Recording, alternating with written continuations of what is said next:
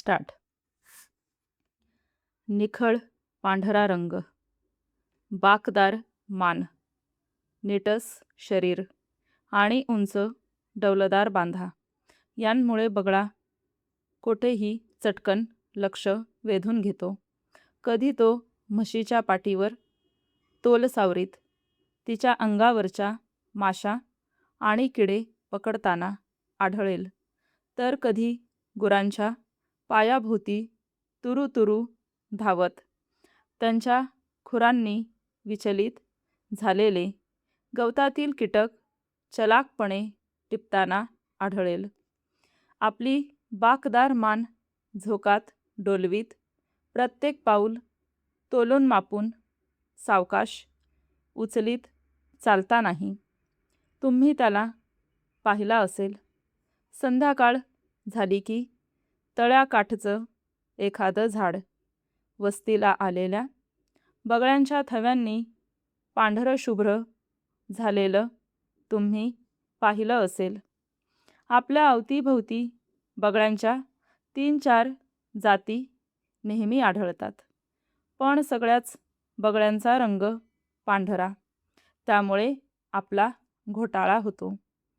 गाई म्हशींच्या कळपांभोवती आढळणारे ते गायबगळे, एरवी त्यांचा रंग पांढरा, पण विणीच्या हंगामात म्हणजे जून जुलैमध्ये त्यांच्या मानेवर आणि पाठीवर फिक्या नारंगी रंगाची पिसं येतात. गायबगळ्याची चोच पिवळी असते आणि पाय पिवळट काळे असतात.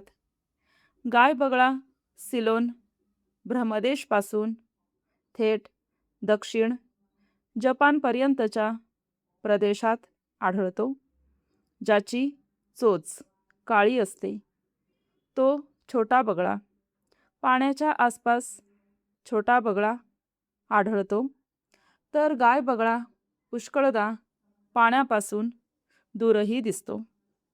छोटा बगळा युरोप, आफ्रिका, मध्य व दक्षिण आशिया आणि चीन व जपान एवढ्या मोठ्या प्रदेशात पसरलेला आहे. विणीच्या हंगामात छोट्या बगळ्याच्या मानेवर 2 नाजूक धुमारे फुटतात. छातीवर आणि पाठीवरही मऊ डौलदार पिसं येतात. या नाजूक पिसांना पूर्वी फार किंमत यायची. या शुभ्र पिसांभोवती रत्ने जडवून राजे महाराजांसाठी शिरपेच बनविले जायचे. असा शिरपेच राजाकडून मिळविणं हा मोठाच सन्मान समजला जायचा. गेल्या शतकात तर या नाजूक पिसांचा भाव भलताच चढला. ही पिसे स्त्रियांच्या हॅटमध्ये खोवण्याची फॅशन रूढ झाली होती.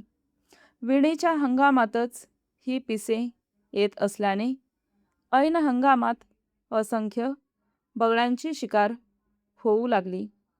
परंतु फॅशन बदलली. पिसांना पूर्वीसारखी किंमत येईनाशी झाली आणि छोटे बगळे बचावले.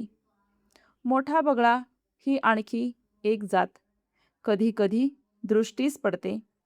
इतर 2 जातींपेक्षा तो आकाराने मोठा असतो. त्याची चोच एरवी पिवळी असते, तर विणीच्या हंगामात तिचा रंग काळा होतो. इतर बगळे थव्याने राहतात. बगळ्याचा फोटो घेणे ही वाटते तितकी सोपी गोष्ट नाही. कॅमेरा त्याच्या दिशेने वळवला की तो उडून जातो. स्टॉप.